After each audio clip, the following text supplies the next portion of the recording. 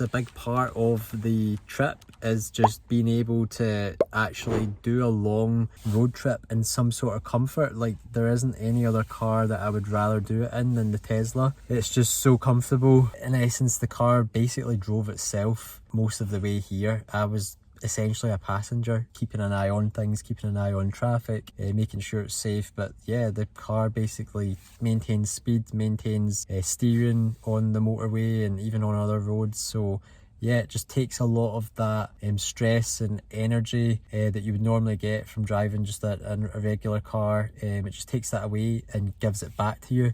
So I think that's how, even though we've driven so far and it's been such a long day and we are tired, we would be absolutely dead if we were in, you know, like a regular vehicle. So it really is a fantastic vehicle, and I think it's really made for doing road trips. So we haven't had any issues with the superchargers, maybe slightly slower speeds than we anticipated, but it really was marginal. It didn't affect us in a dramatic way. And we did have that waiting time supposedly at Scotch Corner, the first supercharger that we went to, but when we actually arrived there were 2 empty stalls, I believe. I think there was actually even more than 2 empty stalls. So it just shows you how quickly people come in and go out of the superchargers. You know, it doesn't take too long just to top up. And in all honesty, if you were on a road trip, you're driving 3 hours and you were stopping to fuel up with like petrol or diesel, you wouldn't want to really, like, realistically, you wouldn't want to fuel up and jump straight back in the car and go again. You would want to go to the toilet, you'd want to stretch your legs,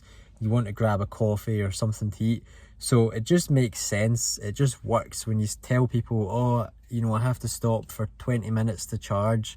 You know, they think it's this big thing. Oh, I can fill up petrol or diesel and it takes, you know, a minute. But if you're on that's fine if you're doing everyday driving. But if you're on like a road trip, you're doing a long drive, you're going to want to stop and rest. On the flip side, you don't have a petrol station at home.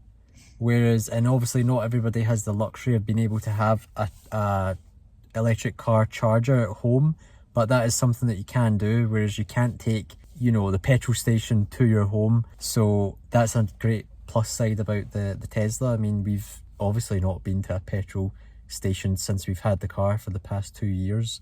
So you just come home, you just plug it in and then go into your house. It's just as simple as like plugging your phone in to charge it.